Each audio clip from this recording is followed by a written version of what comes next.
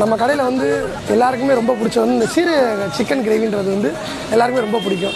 அது இன்றைக்கி நம்ம எப்படி செய்யணுன்றதை நம்ம இன்றைக்கி வீடியோவில் பார்ப்போம். சோம்பு, அந்த சீரகம், அந்த மிளகு, இந்த மூணையுமே நல்லா பேனில் நல்லா வறுக்கணும். நல்லா பேனில் சீரகம் நல்லா டார்க் ஆன பிறகு மிக்சியில் போட்டு இந்த மாதிரி பொடி மாதிரி அடித்து வச்சுக்கணும். அடித்து வச்ச பிறகு மிளகாத்தூள், மல்லித்தூள், கொஞ்சோண்டு பட்டை கிராம்பு, கொஞ்சோண்டு மஞ்சத்தூள், உப்பு வந்து தேவையான அளவு போட்டுக்கோங்க.